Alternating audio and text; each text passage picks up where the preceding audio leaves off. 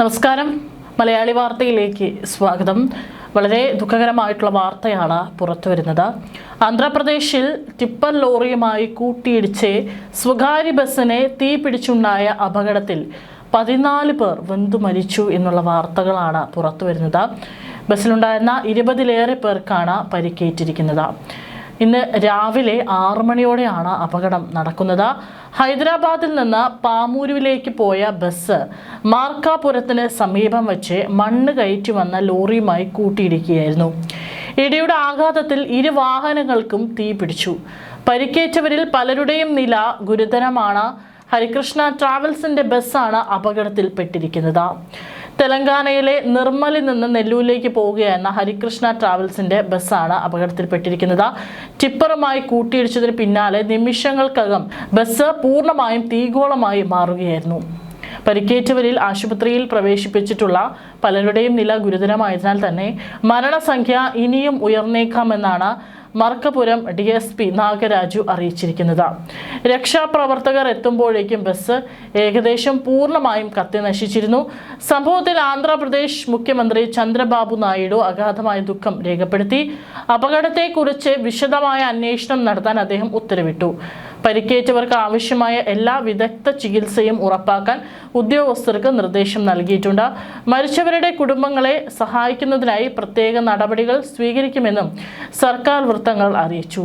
പരിക്കേറ്റ 20 യാത്രക്കാരെ ഉടൻ തന്നെ അടുത്തുള്ള ആശുപത്രികളിലേക്ക് മാറ്റിയതായും അവർ ചികിത്സയിലാണെന്നും പ്രാഥമിക റിപ്പോർട്ടുകൾ സൂചിപ്പിക്കുന്നു.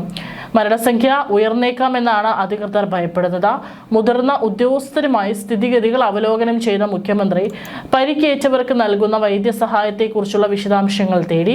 അപകടത്തിന്റെ കാരണങ്ങളെക്കുറിച്ചും സമഗ്രമായ അന്വേഷണത്തിന് അദ്ദേഹം അധികാരികൾക്ക് നിർദ്ദേശം നൽകിയിട്ടുണ്ട്. ദുരന്തത്തിൽ മുൻ മുഖ്യമന്ത്രിയും YSR കോൺഗ്രസ് പാർട്ടി പ്രസിഡന്റുമായ YS ജഗൻമോഹൻ റെഡ്ഡിയും ഞെട്ടലും ദുഃഖവും രേഖപ്പെടുത്തിയിട്ടുണ്ട്. മരിച്ചവരുടെ കുടുംബങ്ങൾക്ക് അനുശോചനം അറിയിച്ച അദ്ദേഹം പരിക്കേറ്റവർക്ക് അടിയന്തര സാമ്പത്തിക സഹായം, മെച്ചപ്പെട്ട വൈദ്യസഹായം ഉറപ്പാക്കണമെന്നും സർക്കാരിനോട് ആവശ്യപ്പെട്ടു. ശക്തമായ റോഡ് സുരക്ഷാ നടപടികൾ സ്വീകരിക്കേണ്ടതിന്റെ ആവശ്യകത ഊന്നി പറഞ്ഞുകൊണ്ടും സമഗ്രമായ അന്വേഷണം നടത്തണമെന്നും ഉത്തരവാദിത്തപ്പെട്ടവർക്കെതിരെ കർശന നടപടി സ്വീകരിക്കണമെന്നും അദ്ദേഹം പറഞ്ഞു. അനം രാമനാരായണ റെഡ്ഡി, മണ്ടിപ്പള്ളി രാംപ്രസാദ് റെഡ്ഡി എന്നിവരുൾപ്പെടെ നിരവധി മന്ത്രിമാരും അനുശോചനം രേഖപ്പെടുത്തുകയും രക്ഷാപ്രവർത്തനങ്ങളും ദുരിതാശ്വാസ പ്രവർത്തനങ്ങളും വേഗത്തിലാക്കാൻ ഉദ്യോഗസ്ഥർക്ക് നിർദ്ദേശം നൽകുകയും ചെയ്തു. ഇത്തരം ദുരന്തങ്ങൾ തടയുന്നതിന് റോഡ് സുരക്ഷാ മാനദണ്ഡങ്ങൾ കർശനമായി നടപ്പിലാക്കണമെന്നും അവർ ഊന്നി പറഞ്ഞു. സ്ത്രീകളും കുട്ടികളും ഉൾപ്പെടെയുള്ള ഇരകൾ ഉൾപ്പെടുന്നതിനാൽ സംഭവത്തെ ഹൃദയഭേദകമെന്നാണ് BJP സംസ്ഥാന അധ്യക്ഷൻ PVN മാധവ് വിശേഷിപ്പിച്ചത്. ഇരകളെ സഹായിക്കാൻ പാർട്ടി പ്രവർത്തകരോടും അദ്ദേഹം അഭ്യർത്ഥിക്കുകയും സർക്കാരിനോട് പൂർണ്ണ പിന്തുണ നൽകണമെന്ന് ആവശ്യപ്പെടുകയും ചെയ്തു. കമ്മ്യൂണിസ്റ്റ് പാർട്ടി ഓഫ് ഇന്ത്യ സംസ്ഥാന സെക്രട്ടറി V ശ്രീനിവാസ റാവു മരിച്ചവരുടെ കുടുംബങ്ങൾക്ക് അനുശോചനം രേഖപ്പെടുത്തുകയും പരിക്കേറ്റവർക്ക് അടിയന്തര സഹായവും വൈദ്യസഹായവും നൽകണമെന്ന് സർക്കാരിനോട് ആവശ്യപ്പെടുകയും ചെയ്തു. ബസ് അപകടങ്ങൾ വർദ്ധിക്കുന്നതിൽ ആശങ്ക പ്രകടിപ്പിച്ച അദ്ദേഹം പ്രതിരോധ നടപടികളിൽ വീഴ്ചയുണ്ടായതായും ആരോപിച്ചു. അപകടത്തിന്റെ കാരണങ്ങളെക്കുറിച്ചും സമഗ്രമായ അന്വേഷണം നടത്തണമെന്നും അദ്ദേഹം ആവശ്യപ്പെട്ടിട്ടുണ്ട്. ഏതായാലും ചികിത്സയിലുള്ളവർ എത്രയും വേഗത്തിൽ തന്നെ സുഖം പ്രാപിക്കട്ടെ. അതിൽ ചിലരുടെ നില ഗുരുതരമായി തന്നെ തുടരുകയാണെന്നാണ് ആശുപത്രി അധികൃതർ നൽകുന്ന റിപ്പോർട്ട്. ഇനിയിപ്പോൾ ആരുടെ ഭാഗത്ത് വന്നിട്ടുള്ള ഒരു ഉത്തരവാദിത്തമില്ലായ്മയാണ് അപകടത്തിലേക്ക് നയിച്ചത് എന്നുള്ളത് കൂടി കൃത്യമായി കണ്ടെത്തേണ്ടിയിരിക്കുന്നു.